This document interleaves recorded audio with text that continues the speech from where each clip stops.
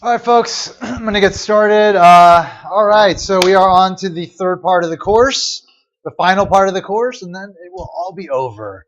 And then you can forget all about this class and me. All right, so again, the last chapter was all about looking at the two extreme ends of the competitive spectrum, perfect competition and monopoly, and then examining sort of this hybrid case, the monopolistic competition case, which is a common marketplace, as is the perfectly competitive setting. Monopoly, not so much, not as common as you would think, but they do exist. But the most common market setting is the oligopoly market setting. So most industries that you guys are consumers in are oligopolies, generally dominated by a few large firms. And like I said at the beginning of the class, like the thing that differentiates this marketplace from the others is that the firms not only need to take into consideration their own cost conditions and the demand of the market, but also what are their rivals doing, because they dominate a market with a small amount of firms, and therefore they share that downward sloping demand curve. Like they don't collectively have, so many firms that they have a downward sloping demand curve that sets a price in the market, which they can't affect, like in a perfectly competitive market in which they are price takers and their demand is just a perfectly elastic flat demand curve. They share the downward sloping demand curve. And so as maybe one firm is changing their output, then that's going to affect the entire market. The entire industry is going to move along that demand curve. So every firm needs to be conscious of what their rivals are doing and take into account what they think they might do in order for them to optimize their own behavior, in order for them to set their profit maximizing level of output and the price that they're going to charge. So that creates more complications for firms, and that's why it's the most common market setting, and therefore the most relevant to firms. But the complexity of it requires that we analyze it in different ways to try to figure out how to best work within the different possible scenarios that might arise for these firms that share markets.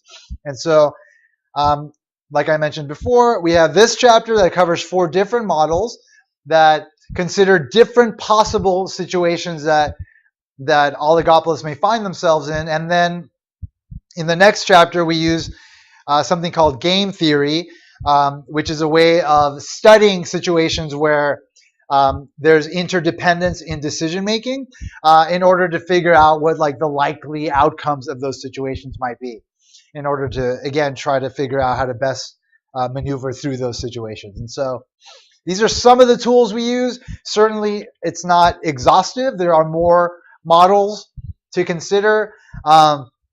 There's greater complications than what we consider here.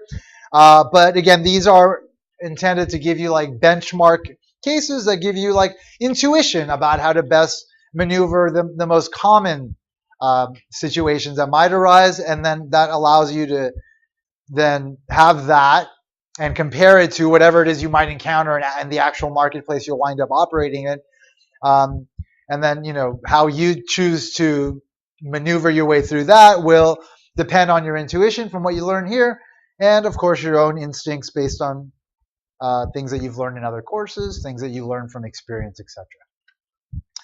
All right, so let's talk about conditions for oligopoly. Like what does the marketplace look like, and what are the main characteristics of them? So in general, oligopoly refers to a situation in which there are relatively few large firms in an industry.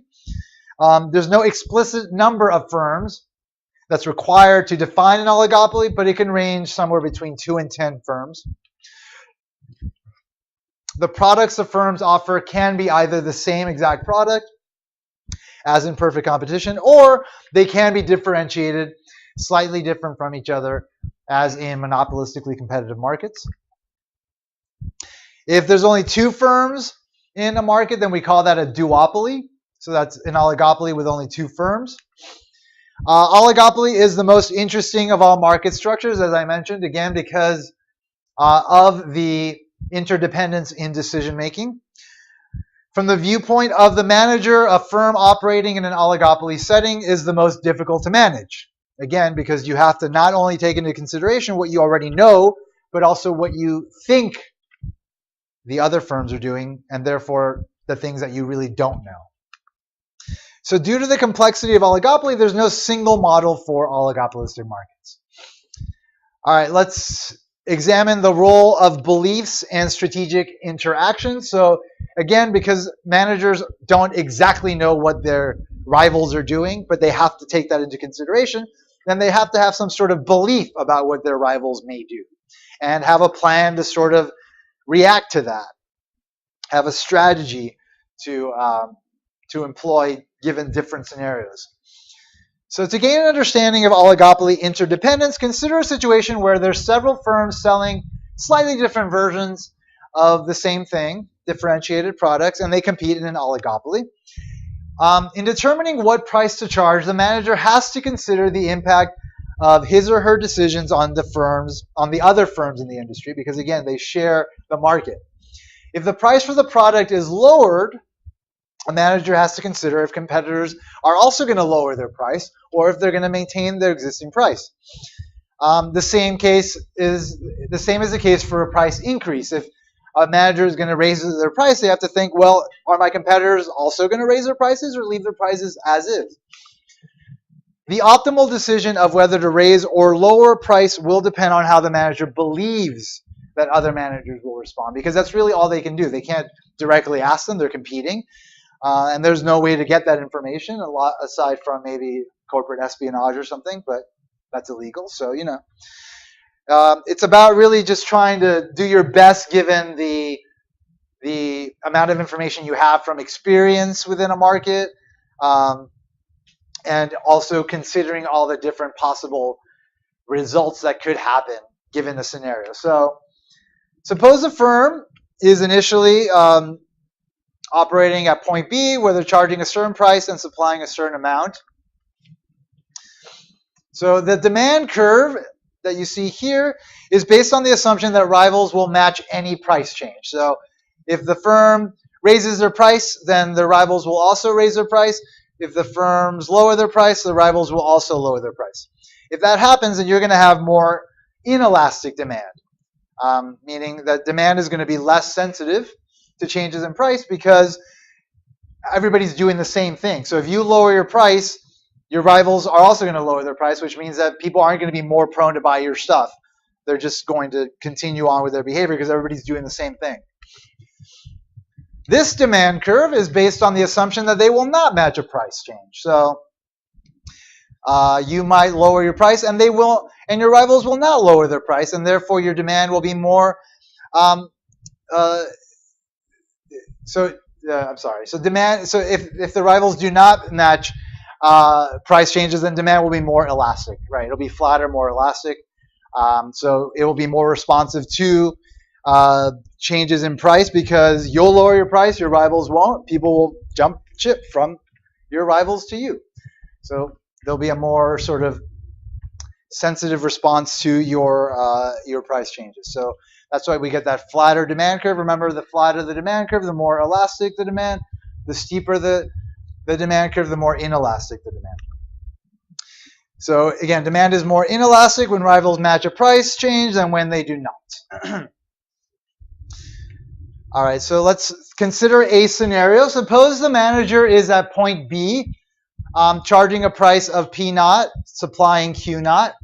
If the manager believes that rivals will not match price reductions, but will match price increases, and the question is, what does the demand for the firm's product look like? So again, it's based on beliefs. The manager believes that their rivals will not match price reductions. So if the manager is supplying here at this price, this amount, and they believe that rivals will not match price reductions, that means that beyond this price, lowering the price, the demand will be more elastic, right? It'll be more responsive. People will be more willing to buy from you.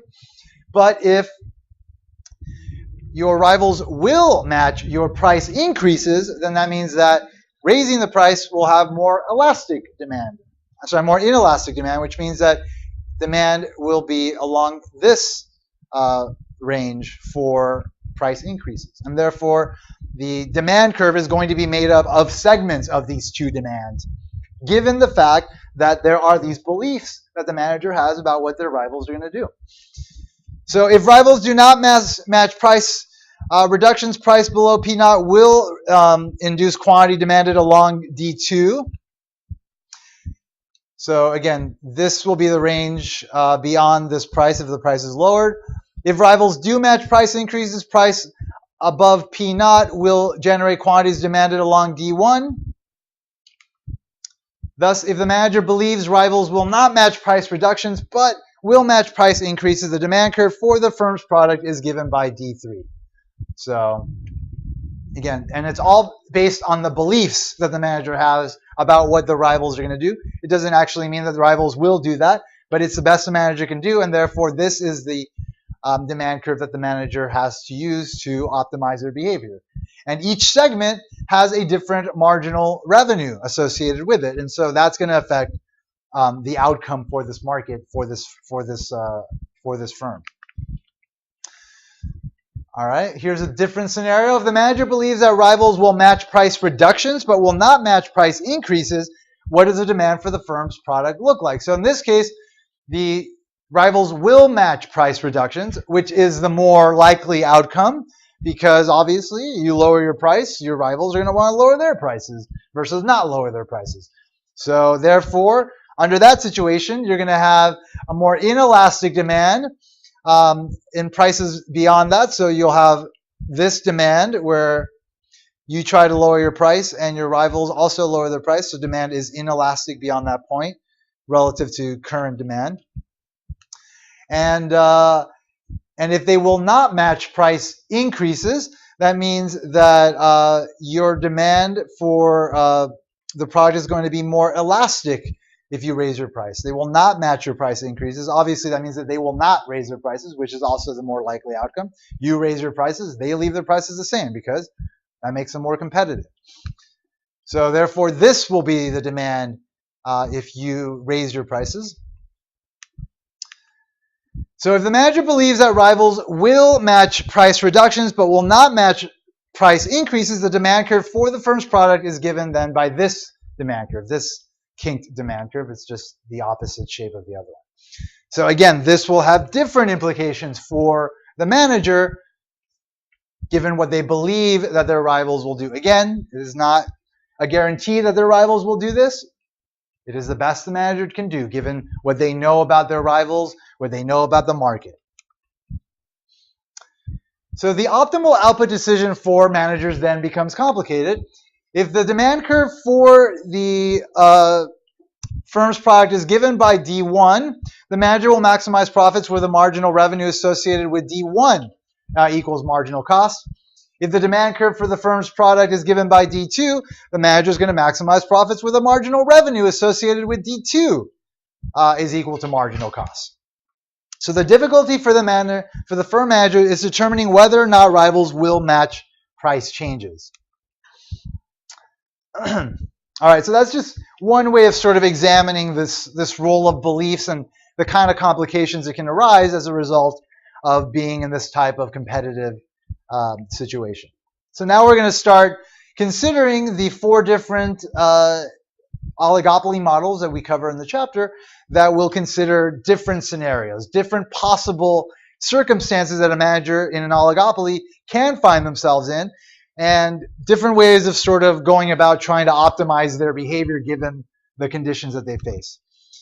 So the following subsections examine profit maximization based on alternative assumptions regarding how rivals will respond to price or output changes. So some markets are dependent on what the firms are doing in terms of pricing. Other markets are dependent in terms of like what the how much output the firms are deciding to supply, because there might be a certain amount of the supply available that they all share, and so the main decision made by the different managers of these firms is how much they supply in competition with each other. So each of the four models has different implications for the manager's optimal decisions, and these differences arise because of differences in the ways that rivals respond to the firm's actions. All right, so the first one we're going to consider is called the Sweezy oligopoly. The Sweezy model is based on the assumption regarding how other firms will respond to price increases and price cuts. So basically, kind of mirroring what we just did. An industry is characterized as a Sweezy oligopoly. If there are few firms in the market serving many consumers, so therefore an oligopoly, the firms produce differentiated products. Each one produces something slightly different than their competitors. Each firm believes that rivals will cut their prices in response to a price reduction and will not raise their prices in response to a price increase. So it's the second case that we just considered. And barriers to entry exist. As is the case with oligopolies, there's something keeping out other firms. It's not as dramatic as it is with a monopoly, where it's the barriers to entry completely stop other firms from entering the market. But the barriers are enough so that it only allows a certain amount of firms to enter, and they're usually going to be very large, those firms. They're going to have large market shares. All right, so the demand for the firm's product is given by ABD2. That is the Sweezy demand. Again, it reflects the fact that the managers of a Sweezy oligopoly believe that the rivals will match price reductions but will not match price increases. So this will be their demand curve. For prices above P0, above that price where the change happens, where demand goes from being inelastic to elastic. So for prices above it, the relevant demand is D1, and therefore it has a marginal revenue curve. So here's D1, and this marginal revenue curve is this one here. It's twice the slope in absolute value of D1. And so up until point B, where again, the demand is going to be the more elastic demand, where the firm knows that its rivals will not match its price increases, the relevant marginal revenue curve is going to be this segment here, this red segment of the overall marginal revenue curve associated with D1. For prices below P0, so below P0, again, the manager believes that the rival will not match price reductions, and therefore demand will be more will match price reductions, and therefore demand will be more inelastic. Therefore, past P0, the demand is going to be this entire demand, and therefore its marginal revenue is this marginal revenue here, MR2. But the only relevant segment is past this point here, Q0.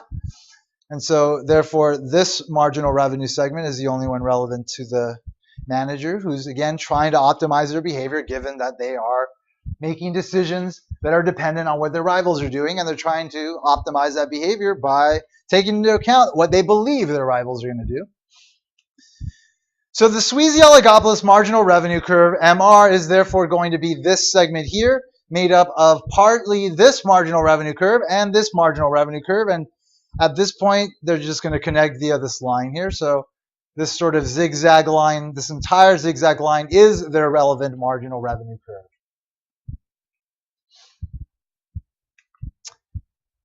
All right, the profit maximizing level of output occurs where marginal revenue equals marginal cost, and the profit maximizing price is the maximum price consumers will pay for that level of output. So let's say marginal cost, we'll assume it's just a positively sloped marginal cost, meaning that we're just assuming for simplicity, there's no increasing returns initially, there's just decreasing returns to the input of labor.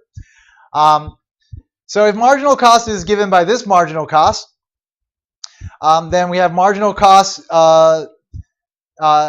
equal to marginal revenue at this point here, which corresponds to Q0. So that's the profit maximizing level of output. So again, that's the profit maximizing level of output at that price, P0, where that change happens. Since price exceeds marginal cost, output is below the socially efficient level. So again, you get that same result in an oligopoly that you get in a monopoly, that you get in a monopolistically competitive market, where price is greater than marginal cost, and therefore you get some deadweight loss. You get prices higher than they would be in perfectly competitive markets. So you get similar outcomes with respect to that. The fact that there's market power, and market power means that profits are going to be made, and that's going to result in less social efficiency, less welfare for the market. An important implication of the Sweezy model of oligopoly is that there's going to be a range, which is going to be this range here between C and D, over which changes in marginal costs do not affect the profit maximizing level of output. So if marginal costs were to decrease at any point between C and E up until E and before and after C. So again, that basically means that their overall cost conditions are changing. And so if their marginal cost is dropping, the extra cost of producing additional units is dropping. If you're in a monopoly setting, or in a monopolistically competitive setting, or in a perfectly competitive market, under those situations, if marginal cost drops and they're operating at the point where marginal cost equals marginal revenue, then marginal cost will be below marginal revenue and they will increase their output. But given that this oligopolist needs to take into consideration what their rival is doing, and therefore faces this kinked demand curve, the Sweezy demand, then that leads to the result that there's going to be a range over which, even though their marginal cost may drop, they will not change their output decisions. And that will maintain their profit maximizing level of operation. So again, this is in contrast to competitive, monopolistically competitive and monopolistic firms, all of which increase output when marginal costs decline. In Sweezy oligopoly, firms have an incentive not to change their pricing behavior provided marginal cost remains within a given range. So that's the important result that we get from this model, that we get from this analysis, is that the role of beliefs will create this complication that can result in this type of outcome, where again, you get a dramatically different result than you would in these other market settings. And so it's just one way of sort of highlighting the complexity of these type of markets, and why it's important to understand, first of all, the benchmark cases that we considered in the last chapter, just to get your basic intuition, but then also to be able to bring into the picture more complexity to try to make sure that you're not making the wrong decisions given this kind of circumstances your firm is existing in. So the reason for this stems purely from the assumption that rivals will match price cuts but not price increases. The fact that there might be a range over which marginal costs will change but output and pricing will not change, and that purely results from this belief system that leads to this demand curve. So the Sweezy model has been criticized because it offers no explanation of how the industry settles on that initial price P naught, that point where the kink in the demand curve happens. Like, the model doesn't really tell you how to figure out what that price is. In practice, the initial price and a manager's beliefs may be based on a manager's experience with the pricing patterns of rivals in a given market. So experience is important for trying to figure out where that happens, where that kink in the demand curve happens. If your experience suggests that rivals will match price reductions but will not match price increases, the Sweezy model will be relevant to your market. So again, this is a very particular type of situation that a firm can find themselves in, and this is a very specific type of model that helps a manager deal with that type of situation, but it's one of many possible scenarios that could be encountered. But the Sweezy oligopoly model will help under this very specific type of situation. All right, now let's move on to the second one, the second oligopoly model, which is called the Cournot oligopoly model. So imagine that you have a few large oil producers and they have to decide how much oil to pump out of the ground. So there's only so much oil to go around, and they're each trying to figure out how much should we supply in order to maximize your profits. The total amount of oil produced will affect the market price of oil, but the underlying decision of each firm is not a pricing decision, but rather the quantity of oil to produce. So unlike the last situation that we looked at, the Sweezy model, where pricing was the most important thing, here it's about quantity, choosing quantities. So if a firm must determine its output level at the same time that other firms determine their output levels, or more generally, if each firm expects its own output decision to have no impact on the rival's output decisions because they're, again, choosing how much to supply at the same time, this scenario describes what's called a Cournot oligopoly. Cournot is this French economist guy. An industry is a Cournot oligopoly if there are few firms in the market serving many consumers, oligopoly. The firms produce either differentiated or homogeneous products. So they can either be different or the same. Again, we're talking about oil in this example, so that's an example of the same product, but it can be slightly different versions of the same product. It can be like the Sweezy oligopoly where they were heterogeneous, differentiated.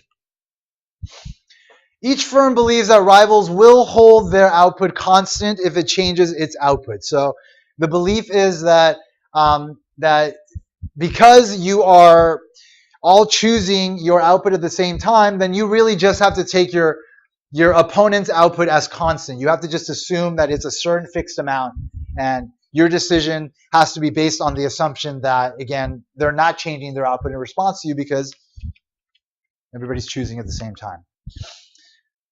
Barriers to entry exist. Again, important condition to result in an oligopoly market.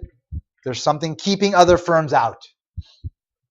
Generally, it's going to be cost conditions, or it's generally going to be cost conditions because, again, like firms can enter the market, but it's difficult. So generally, they have to all be a certain size in order to operate in the market competitively, and therefore, only certain firms have that kind of capital to be able to be the kind of size you need to have the kind of cost advantage to allow you to be profitable. In contrast to the Sweezy model, the Cournot model is relevant for decision making when managers make output decisions and believe that their decisions do not affect the output decisions of rival firms.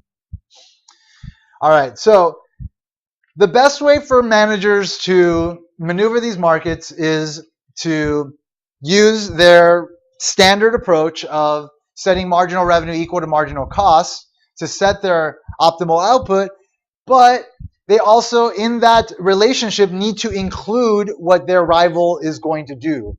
They need to basically take their rival's output as constant within that relationship. And that's going to lead them to have a rule that they follow that will always tell them how much they should supply in response to their rival's supply decision, which is called a reaction function. So suppose there's only two firms competing in a Cournot duopoly. Each firm must make an output decision, and each firm believes that its rival will hold output constant as it changes its own output. To determine its output level, firm 1 is going to equate marginal revenue with marginal cost. Since this is a duopoly, firm 1's marginal revenue is going to be affected by firm 2's output decision because, remember, the market is being shared, and therefore they share the demand curve, so that quantity in the demand curve is equal to the quantity supplied by firm 1 and the quantity supplied by firm 2. And so therefore the marginal revenue is going to be dependent on the outputs of both firms, not just your own output. The greater the output of the other firm, firm 2, the lower the market price, and thus the lower firm 1's marginal revenue. Greater output by firm 2 leads to lower profit maximizing output for firm 1. So this relationship between firm 1's profit maximizing output and firm 2's output is called a best response or a reaction function. We'll call it a reaction function most of the time. So a best response function or a reaction function defines the profit maximizing level of output for a firm for given output levels of the other firm. A profit maximizing level of output for firm 1, given that firm 2 produces Q2 units of output, is, so This is firm 1's output decision, and it's a reaction of firm 2's output decision. For firm 2, given that firm 1 produces Q1 units of output, their reaction function is given by the opposite relationship, where their output is a reaction to the amount produced by firm 1. So we're just talking very generally here. We'll look at the math in a second. So the Cournot reaction function for firm 1 in a duopoly is below, where firm 1's output is measured on the horizontal axis and firm 2's output is measured on the vertical axis. So this is how much output the second firm is going to produce. This is how much output firm 1 is going to produce. This is firm 1's reaction function. So if firm 2 produces 0, then firm 1 will produce this much. If firm 2 produces this much, firm 2 will produce this much in order to maximize its profits. So again, if firm 2 produces 0 units of output, the profit maximizing level of output for firm 1 will be this amount here, because again, we're dealing with a duopoly situation. If firm 2 is producing 0 units of output, then firm 1 is the only supplier in the market, and therefore their output is the monopoly output. So Q1M corresponds to the situation where firm 1 is the monopolist. Firm 2's reaction function is similar, with Q2M corresponding to the situation where firm 2 is a monopolist. So this is firm 2's reaction function. It's the same sort of relationship that firm 1 developed, but for it is reacting to what firm 1 is doing in order for it to maximize its profits. If firm 1 is producing 0 units, then firm 2 will produce that amount, and it will be the monopolist. If instead of producing 0 units of output, let's say firm 2 produced Q2 star units of output, the profit maximizing level of output for firm 1 based on its reaction function would mean that it would produce Q1 star. Since this is the point on its reaction function, R1, that corresponds to an output of Q star 2 by firm 2. Again, it's the point that reacts the best to how much their opponent is producing that will result in it maximizing its profits. Because again, it is setting marginal cost equal to marginal revenue, taking into account that marginal revenue is being affected not just by it, but by what its rival is doing. And that is what the reaction function is taking into account. The reason the profit maximizing level of output for firm 1 decreases as firm 2's output increases is as follows. So when firm 2 increases its level of output, the demand and marginal revenue for firm 1 will decline. So firm 2 increases its output, its level of output. They share a demand for the market. And so if it increases its output, then that means that less people are going to demand things from firm 1. And therefore, the marginal revenue for firm 1 will decline as well. The profit maximizing response by firm 1 is to reduce its level of output, therefore. All right, so in the figure, this is a demonstration problem. What is the profit maximizing level of output for firm 2 when firm 1 produces 0 units of output? What is it when firm 1 produces Q1 star units of output? Well, we just covered this. So if firm 1 produces 0 units of output, then firm 2 will produce the monopoly level of output, since again, that is a point on firm 2's reaction function that corresponds to 0 units by firm 1. The output of Q2M corresponds to the situation where firm 2 is a monopolist. If firm 1 produces Q1 star units of output, then firm 2 should, in response to that, based on its reaction function, react optimally by producing Q2 star units of output. This is the point on its reaction function, the reaction function for firm 2 that corresponds to an output of Q1 star by firm 1. All right, so the point at which these two reaction functions intersect is what is the equilibrium for this market. To examine equilibrium in a Cournot duopoly, suppose that firm 1 produces its monopoly output, meaning that firm 2 isn't producing anything. But it's about to enter the market. It's about to enter the market. There are barriers to entry, but this firm managed to overcome it. They managed to put in enough financial capital to become as big as they need to be in order to be able to be competitive within the market and gain access to the limited supply of output that they are sharing. So initially, firm 1 is producing this amount. In response, firm 2 enters the market, and based on their reaction function, they will supply this amount here.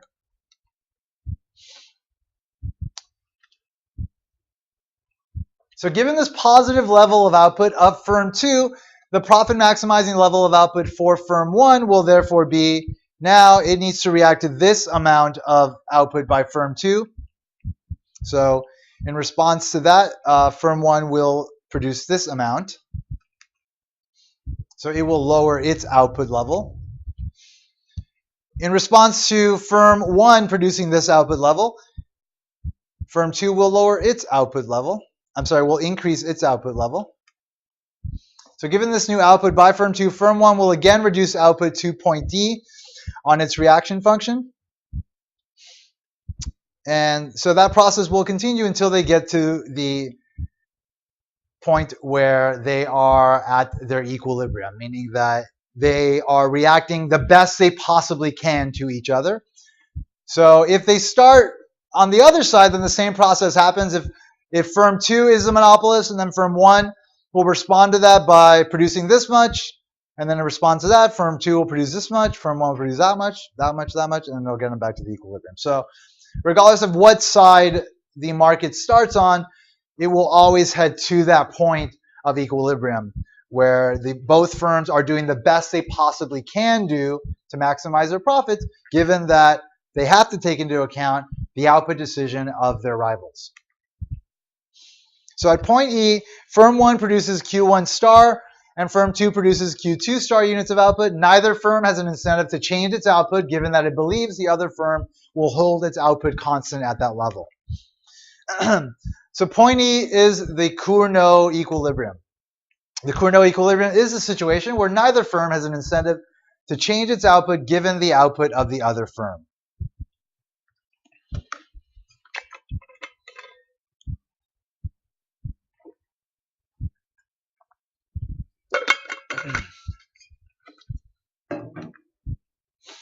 Graphically, this condition corresponds to the intersection of the reaction curves. All right, given estimates of the demand and cost within a Cournot oligopoly, we can explicitly solve for the Cournot equilibrium mathematically as well. To maximize profits, a manager in a Cournot oligopoly produces where marginal revenue equals marginal cost. The calculation of marginal cost is done just as in the other market structures that we've analyzed. The calculation of marginal revenues is a little bit more subtle. So let's look at the formula for marginal revenue for a Cournot duopoly. If the inverse market demand in a homogeneous product Cournot duopoly is given by this expression here, so you've got an inverse demand function, and the quantity is just a standard quantity, but it is divided up between the quantities that are supplied by the two firms that exist in this duopoly. Only two firms exist in the market. They are the market. So only their outputs matter. So therefore, the total output in the market is equal to the output produced by firm 1 and the output produced by firm 2. So we can distribute this out here. A minus B times Q1 minus B times Q2.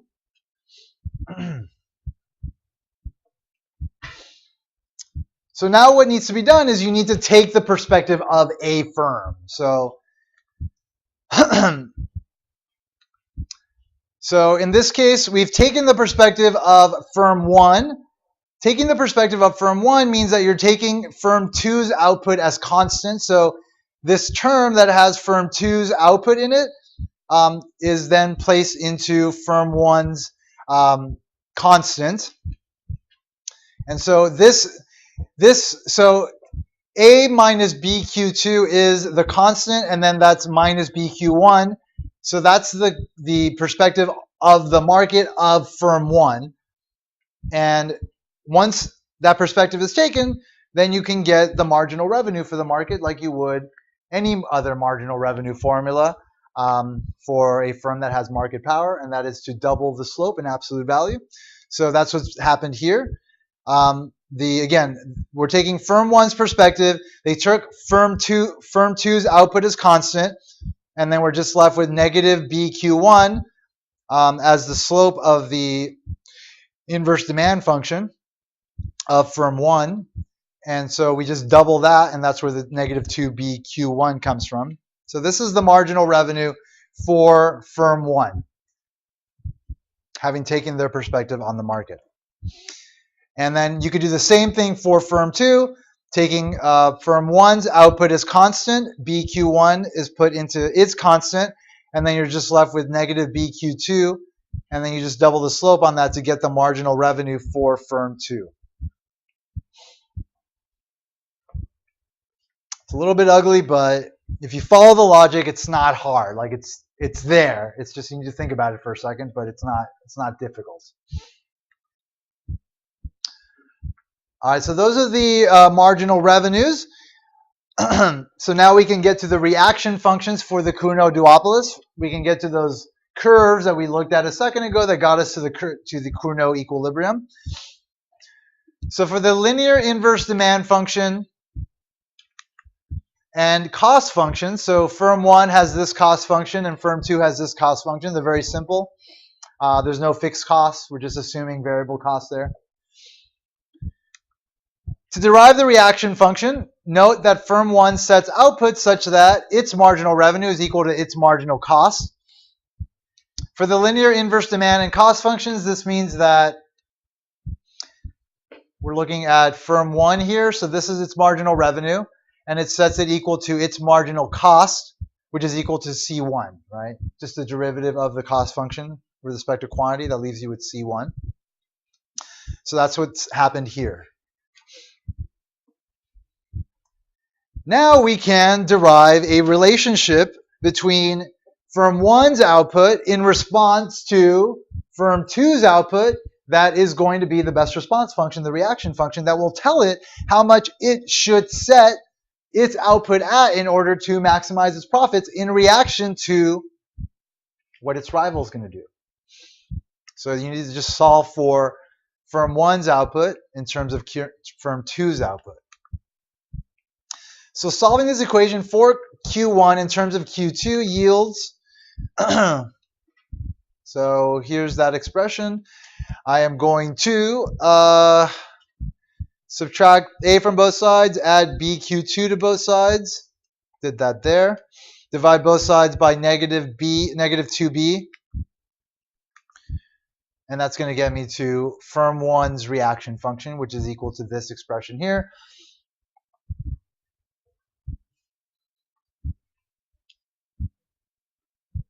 This is just, of course, a general way of looking at it. The book kind of expects you to memorize these equations, which is silly. You should be able to derive them given the information you're given in the problem. So just make sure that you can do that. We're going to go through an actual problem in a second. And doing the same thing, in this case, marginal costs are similar and the marginal revenues are similar. So you're going to get a similar reaction function. Oh, actually, no, this is still firm 1's reaction function. Sorry. I just simplified it there a bit. I factored out the negative 1 there, which just switched the sides of these. So the reaction function for firm 2 is computed similarly, and it'll basically look the same with the subscript switched. All right, now let's look at an actual problem. Suppose the inverse demand function for 2 Cournot duopolis is given by this inverse demand function, and their costs are 0. So we assume that their costs are 0 just to simplify the problem. What is each firm's marginal revenue? So that's the first question. What are the reaction functions for the 2 firms? And what are the Cournot equilibrium outputs? We need to solve for all these things. And then, of course, the equilibrium price. All right, so the first thing you want to do is take the perspective of a firm. We'll take the perspective of firm 1. That means they're going to take firm 2's output as constant. So 10 minus Q1 minus Q2. That means that 10 minus Q2 is going to be the constant in the inverse demand function. from the perspective of firm 1. So step 1 is to take the perspective of a firm. Let's pick one and take the other firm's output as given. So this is the perspective of the demand of the market by firm 1. It's called the residual demand of firm 1.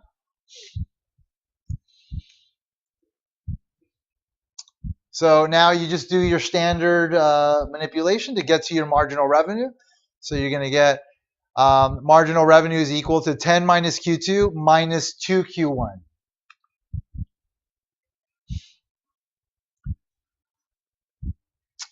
All right. So given that the firms have the same marginal costs, that means that the marginal revenues are going to look the same, and therefore you just basically derive the exact same expression by just switching the subscripts, because you're going to get the same result there.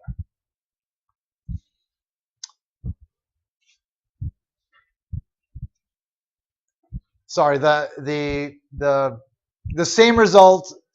I mentioned the thing about the marginal cost. Because the marginal costs are the same, then the reaction functions will be symmetric. But the marginal revenues are going to be symmetric because they're basically both dealing with the same market. All right, now what are the reaction functions for the two firms? So now we need to solve for the reaction functions. So we're going to set marginal revenue equal to marginal cost for each firm. Marginal cost is equal to 0. So here's our marginal revenue. Set that equal to marginal cost, which is equal to 0. And now we've taken firm 1's perspective, so we need to solve for firm 1's output as a function of firm 2's output. So we are going to subtract 10 minus Q2 from both sides. So we're going to get that term on the right there. And now divide both sides by -2. And that's going to get me to firm 1's reaction function to be Q1 and then -10 divided by -2 equals 5. And then you've got positive Q squared divided by -2. So that's negative Q2, negative 1/2 Q2. So that's the result we get there. That is firm 1's reaction function. That is the relationship that it will follow to constantly set its output in response to firm 2's output to always maximize its profits. Again, because both of them have the same marginal cost, then their reaction functions will be symmetric, and therefore firm 2's reaction function will look like firm 1's reaction function, but we'll just switch the subscripts there. So Q2 equals 5 minus half Q1.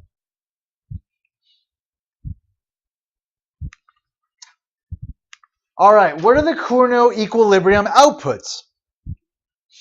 All right, so the Cournot equilibrium outputs are those outputs that correspond to that intersection of the two reaction functions. Well, I was going to call it the Nash equilibrium, but I haven't introduced the Nash equilibrium, so forget that. I'll talk about that in the next chapter. But it is the equilibrium that is the best for both sides. It's the equilibrium that neither side wants to deviate from. We already demonstrated why. If there are any other point other than that point of intersection, then the forces of each of their needs to maximize their profits will get them to move to that point, right? So it's a stable equilibrium. So to solve for the quantities, we have to plug one reaction function into the other and solve for output. So again, here we've got two equations with two unknowns. Now it's just math. Got system of equations. We just got to solve for Q1 and Q2. So plugging in firm 2's reaction function into firm 1's reaction function. Now it's just math. 5 minus 1/2 5 plus 1/4 Q1 there. 5 minus 5/2 is 5/2. And then I moved 1/4 Q1 to the left here. So I have 4/4 minus 1/4 is 3/4 Q1 equals 5/2. I want to isolate my Q1, so I multiply both sides by the inverse of 3/4, which is 4/3. And that gets me, what's that? You got it? And that gets me to firm 1's optimal output to be 10/3. So 10/3 is its Cournot equilibrium output. It's the output that will maximize its profits, knowing what it knows about its rival, who is also setting its output at the exact same time. Given that they both know that they share the market and they both face this demand, this is the best that this firm can do. To solve for firm 2's output, we plug in Q1 star into firm 2's reaction function. So again, just 10/3 into firm 2's reaction function. Firm 2 will react optimally to how much firm 1 produced by plugging it into its reaction function, and you wind up with 5 minus 10/6, which is 5/3, which is equal to 10/3. So it's the same amount.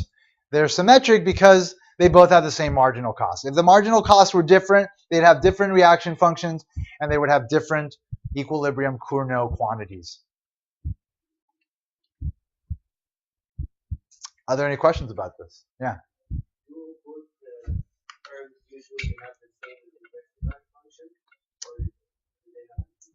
No, because they share the market, so the inverse demand function is the market, so it will always be the same. Yeah.